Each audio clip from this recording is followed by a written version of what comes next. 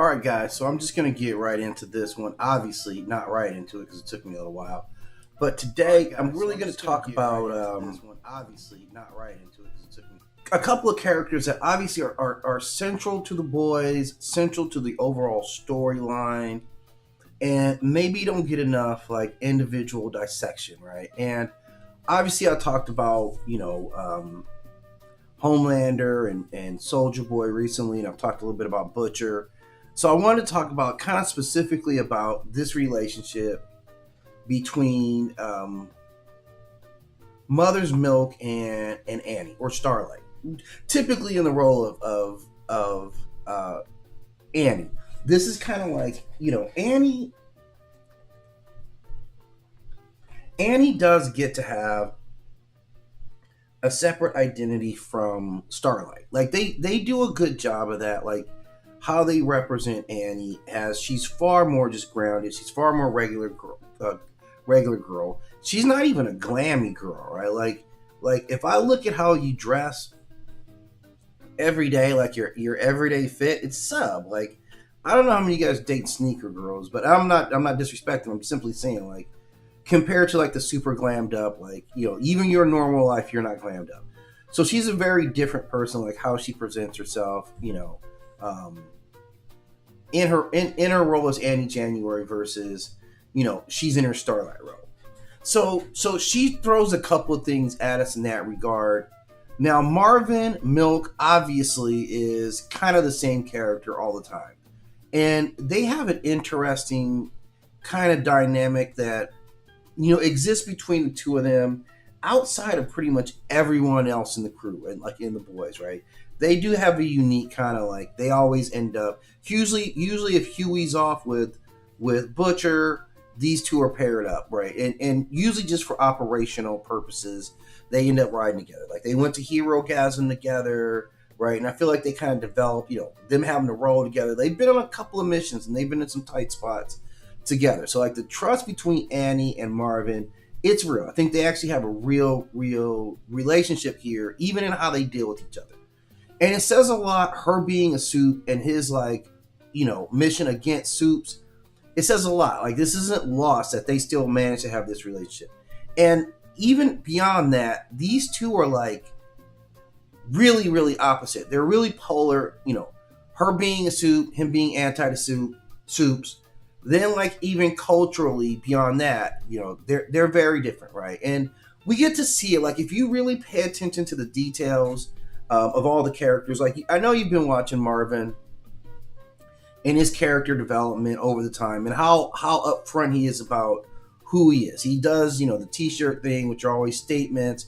He usually does like a lot of hip hop, a lot of culture stuff. And when they got out of jail, this last time they got out of jail, he doesn't have that. All that's taken away from him, and he's got like the Britney Spears t-shirts, which how they're even big enough for him, I don't know. So they've carefully crafted him as still keeping his connection to his culture, his family history, all that stuff. Like when we hear about his grandfather with the typewriter, a lawyer, just banging after these big firms.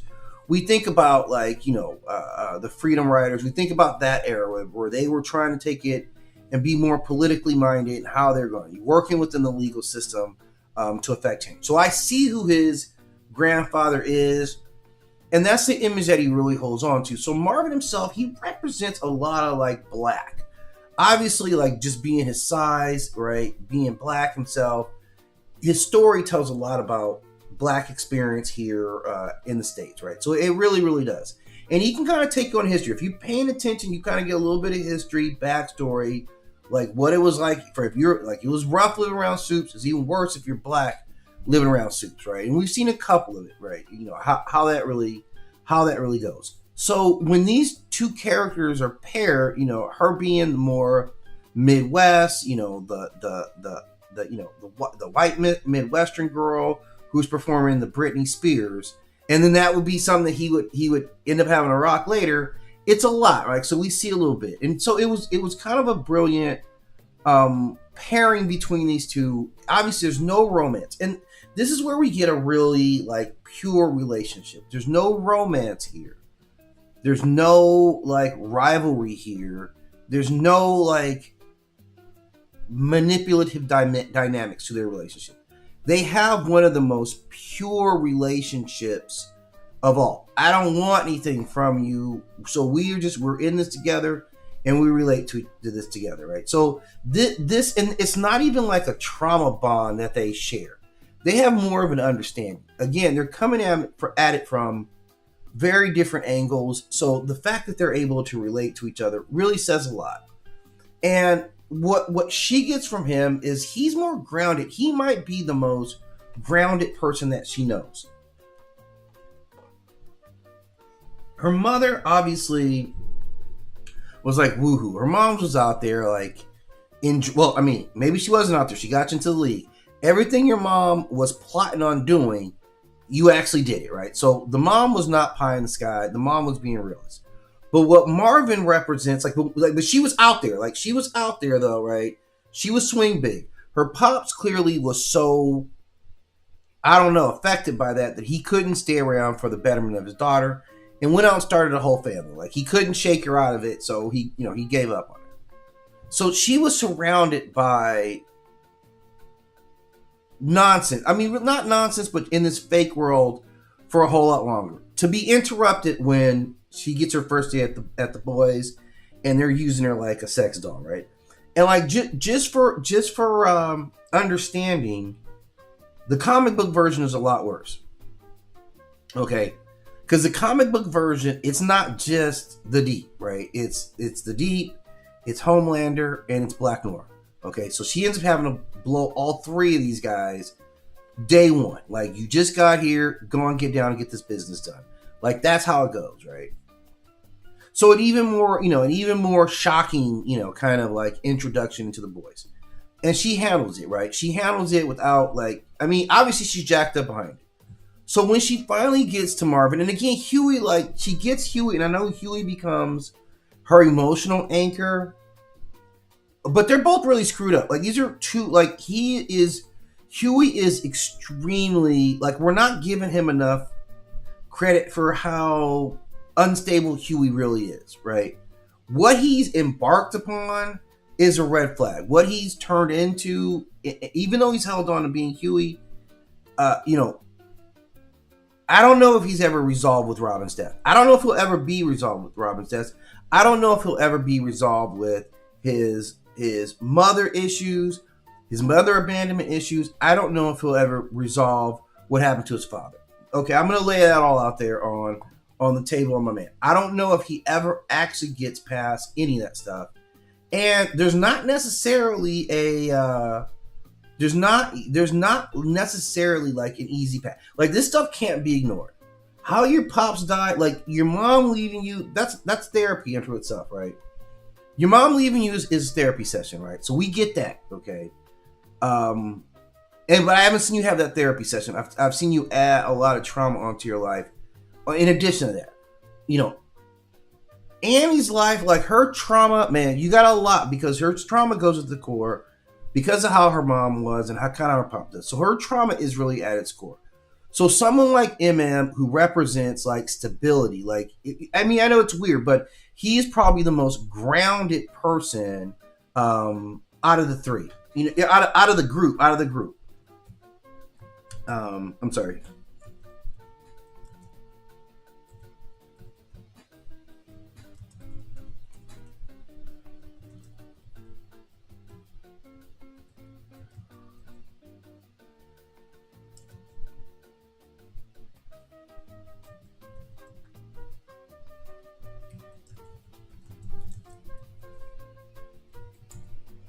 So that's what Marvin represents. He like, to her, I saw this relationship as,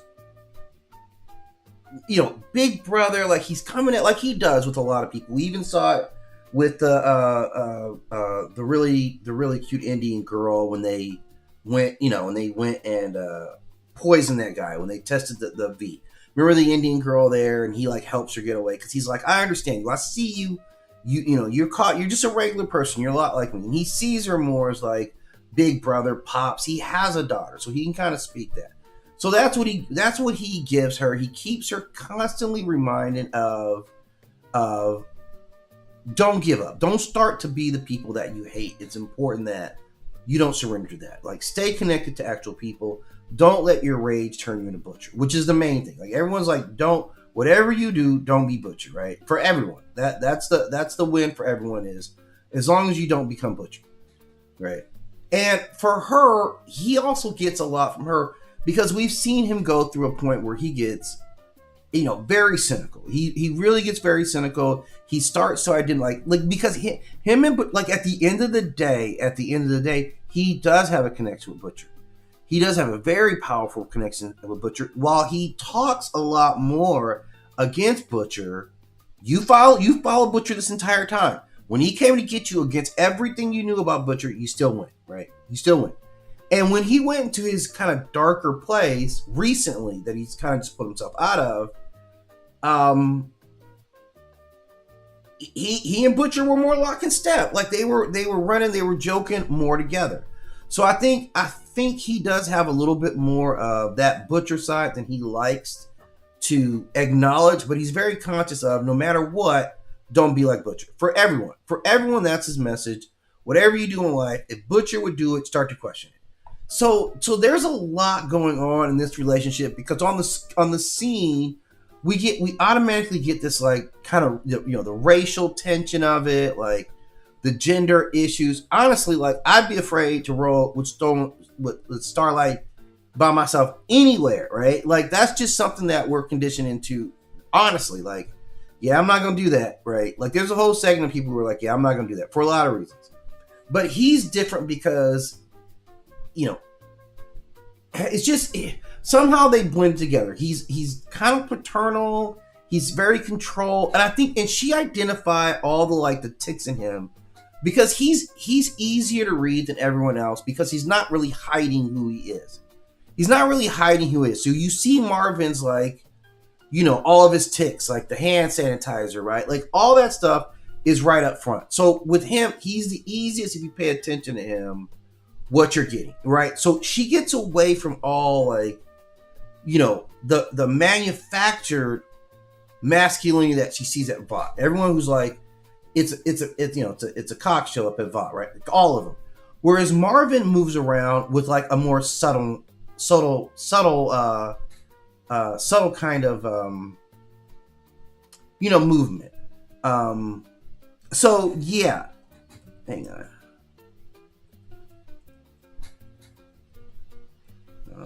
Like 10 minutes.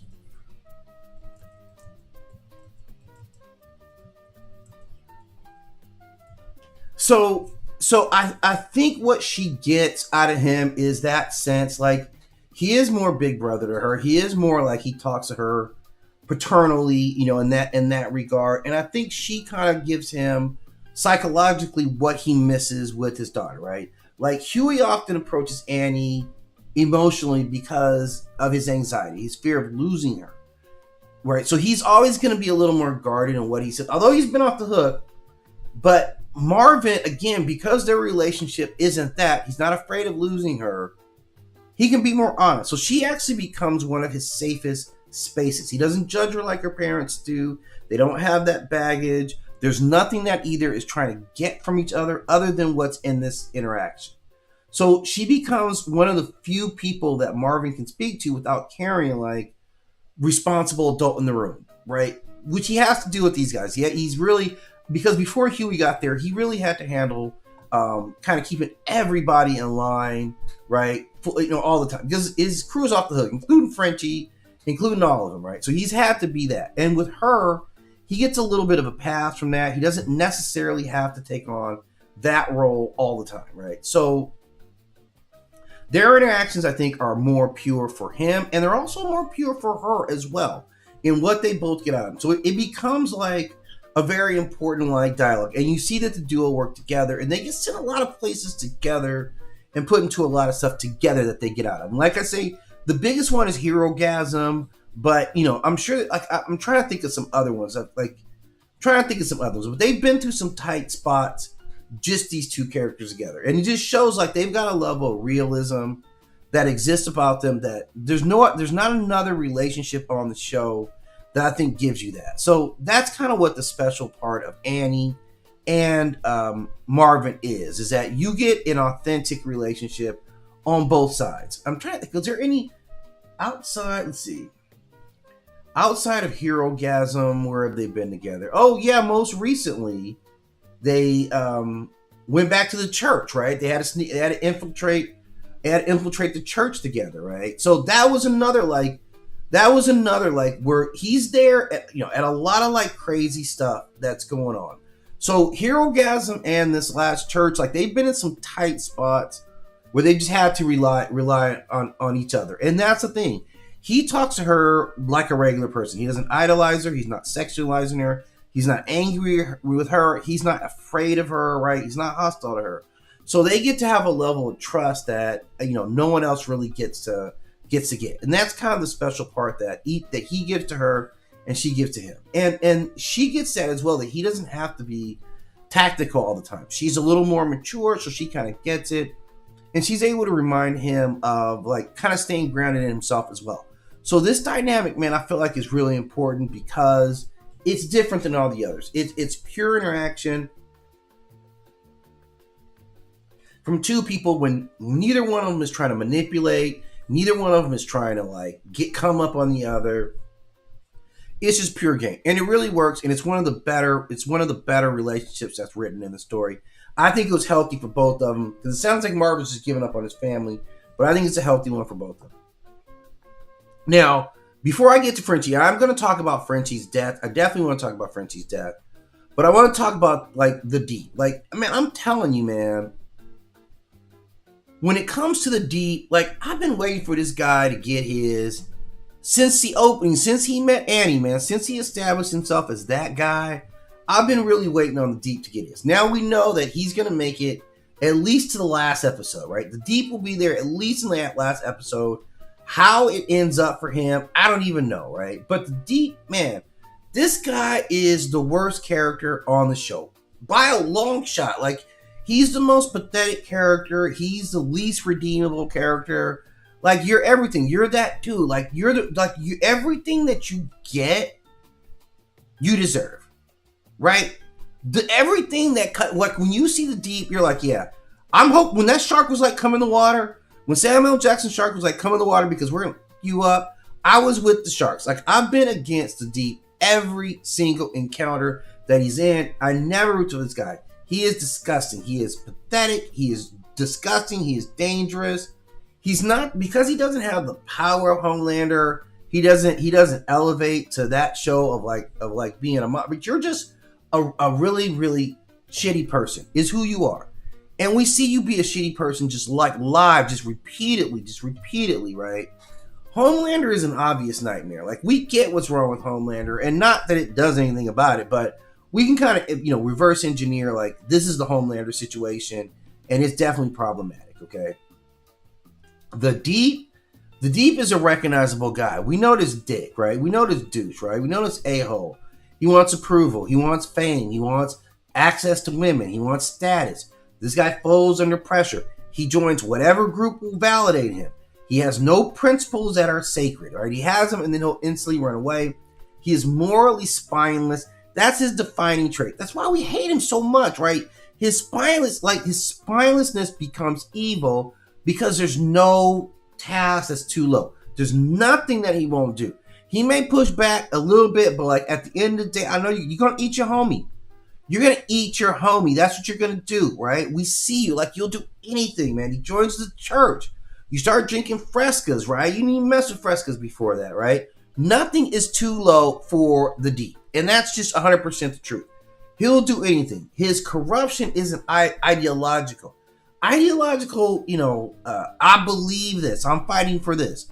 I think this makes whatever. Sometimes they think they make the world better, right? With their idealism. He is not that at all. This guy is pure compliance based. I'll do literally anything if it gets me acceptance.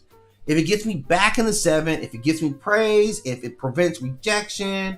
And the show, like, they did some things where you're kind of like, are they trying to, like, make him redeemable? When we start seeing his issue with his body, his body dysmorphia issues. his blatant insecurity with himself, right? His loneliness issues, right? We're seeing all this stuff. This genuine attachment to sea life in an emotional way. I love the sea. I'm not joking.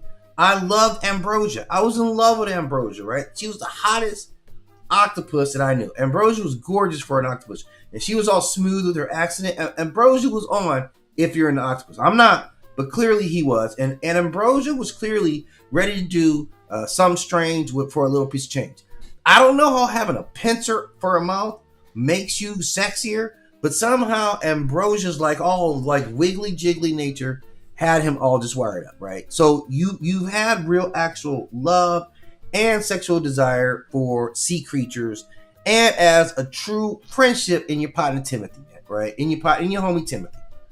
So and even in that, like we watch all this stuff get taken away from him, right? Like this guy, like how you eat someone who you love while they're begging you not to eat them, right? How you're able to do that. I would be like, look, Homelander, you just gonna have to kill me, man. I'm not gonna eat my homeboy like that. You just gonna have to kill me, man. Something is worth just dying for, right? I'm just saying, like, if I'm at the point where I'm eating my friend and he's screaming, please don't eat me, I don't know if I could do that. Maybe. But that's who he is. Like, everything about him is performative. Like, he mirrors like an entire person that we're all used to and fundamentally sick of. Like, that's who the Deep is. We know you, and we already sick of you. We were sick of you when you came in already, man. Like, so it's just been like nonstop with you, okay? So this is how we got to come at the Deep, and it's just, you know, I was hoping he would have gotten his comeuppance earlier. Like, he got really jacked up. I don't know what he's going to get. I don't know what the show has for him, but he deserves it, and it shouldn't be a minor thing.